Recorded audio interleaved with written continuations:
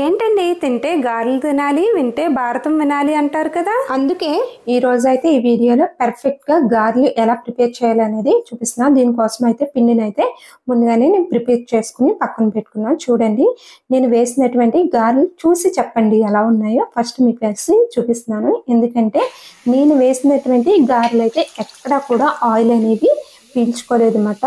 So after ఇంకొక విషయం ఏంటంటే, నేను ఇక్కడ గారెలు అనేవి వేయడానికి లైట్గా మజ్జిగనైతే యూజ్ చేస్తున్నాను. మజ్జిగ యూజ్ చేయడం వల్ల ఏంటంటే కలర్ అనేది మంచిగా వస్తుంది. సో అందుకని చెప్పి లైట్ మజ్జిగ అనేది అప్లై చేస్తున్నాను.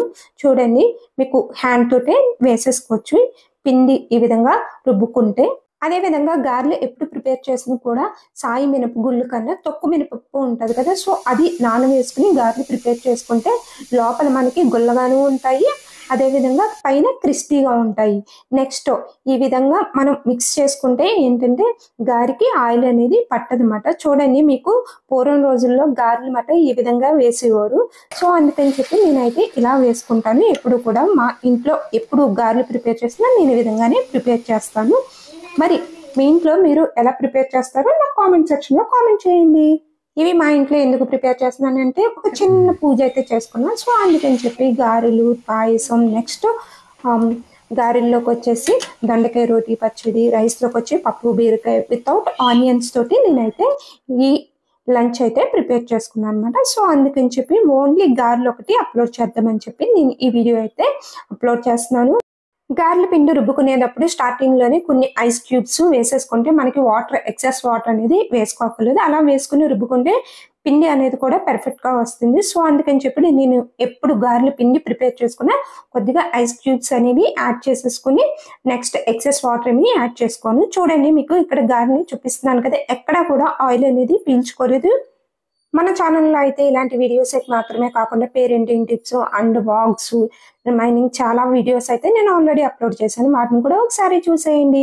ఈ వీడియోస్ మాత్రమే కాకుండా చల్ల గారెలు అంటే పెరుగు గారెలు అంటాం కదా, ఆ వీడియో అయితే నేను తొందరలోనే అప్లోడ్ చేస్తాను. అది కూడా నా స్టైల్లో మట్టి పాత్రలో ఎలా ప్రిపేర్ చేస్తానని వీడియో అయితే అతి తొందరలోనే అప్లోడ్ చేస్తాను. ఈ గారెల్లోకి ఎవరికైనా అన్ని కర్రీస్ కావాలంటే మట్టికి నేను ఆల్రెడీ ఛానల్లో మట్టి పాత్రలో ఎలా కుక్ చేసుకోవాలి అనేవి వీడియోస్ అయితే ఆల్రెడీ అప్లోడ్ చేస్తాను. అవి కూడా ఒకసారి చూడండి. మీకు ఇక్కడ చూపిస్తున్నాను కదా, నా హ్యాండ్కి అయితే పిండి ఏమీ అంటుకోలేదు. ఫైనల్ గా మొత్తం గారెలు అయితే అన్ని వండేసాను. సర్వింగ్ అయితే రెడీ అయిపోయినాయి. చూడండి, ఎక్కడ ఆయిల్ అనేది మీకు కనిపించదు.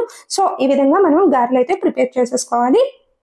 ఈ గారెలతో పాటు రోటీ పచ్చడి అండ్ పొటాటో ఫ్రై, పప్పు బీరకాయ, నెక్స్ట్ వచ్చేసి రైసు, ఇలాంటి చిన్న చిన్న రెసిపీస్ కూడా నేనైతే ఆ రోజున మా ఇంట్లో ప్రిపేర్ చేసుకున్నాను. ఫైనల్ గా ప్లేట్ డెకరేషన్ అయితే చేసుకున్నాను. ఆలూ ఫ్రై, పప్పు బీరకాయ, గారెలు అయితే మా పిల్లలకి అయితే చాలా చాలా ఇష్టం. సో అందుకని చెప్పి నేను ఎప్పుడు పండుగ వచ్చినా మాక్సిమం గారెలు అయితే ప్రిపేర్ చేస్తూ ఉంటాను.